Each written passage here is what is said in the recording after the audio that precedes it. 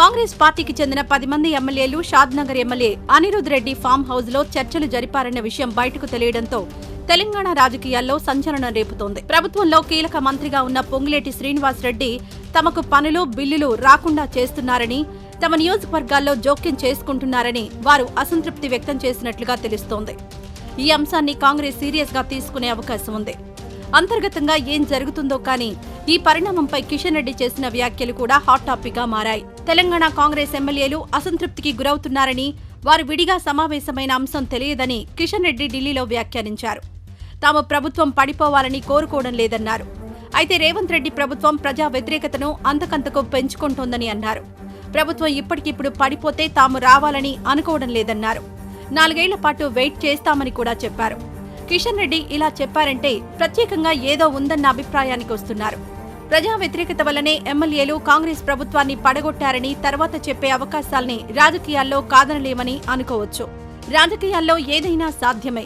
మహారాష్ట్రలో కాంగ్రెస్ కూటమి ప్రభుత్వాన్ని కూల్చినప్పుడు ఉద్దవ్ ఠాక్రేకు అత్యంత సన్నిహితుడు అయిన, ప్రభుత్వంలో మంత్రిగా ఉన్న షిండే తిరుగుబాటు చేస్తారని ఎవరూ అనుకోలేదు. ఆ తర్వాత ఎమ్మెల్యేలంతా వరుస కట్టి ఉద్దవ్కు గుడ్ బై చెప్పారు. చివరికి ఏం జరిగిందో అందరూ చూశారు. ఇప్పుడు రేవంత్ రెడ్డి ప్రభుత్వంలో న్యాయం జరగడం లేదని ఏకంగా 10 మంది సమావేశం కావడం అంటే చిన్న విషయం కాదు. అందులోనూ ముఖ్యమంత్రి సొంత జిల్లా మహబూబ్ నగర్ కు చెందిన వారు ఎక్కువ మంది ఉన్నారు. బీజేపీ ఏదైనా ఆపరేషన్లు చేయాలనుకుంటే సీక్రెట్ గా చేసేస్తుంది. ఇప్పుడు కూడా అలాంటిదేమైనా జరుగుతుందో లేదో చెప్పడం కష్టం. కానీ పూర్తిగా తోసిపుచ్చడం కూడా తప్పేనని అనుకోవచ్చంటున్నారు. కాంగ్రెస్ పార్టీ తిరుగులేని మెజారిటీతో అధికారంలోకి రాలేదు. కేవలం 4 ఎమ్మెల్యేల మెజారిటీతో మాత్రమే అధికారంలోకి వచ్చింది. అయితే తర్వాత బీఆర్ఎస్ కు చెందిన 10 మంది ఎమ్మెల్యేలు పార్టీలో చేరారు. వీరిలో ఎంతమంది మళ్లీ కాంగ్రెస్ పార్టీలో ఉంటారన్నది కూడా కష్టమే. కాంగ్రెస్ పార్టీతో అంటి ముట్టనట్లుగా ఉన్నవారు 6-7గురున్నారు. వీరంతా రాజకీయ అవసరాల కోసం పార్టీ మారారు. వీరిని పక్కన పెడితే తిరుగుబాటు చేసిన ఎమ్మెల్యేలు రాజకీయం చేస్తే రేవంత్ సర్కార్ రిస్కులో పడుతుంది. అయితే ప్రభుత్వాన్ని కాపాడుకునేందుకు రేవంత్ రెడ్డి ఎంతకైనా తెగిస్తారని చెప్పక తప్పదు.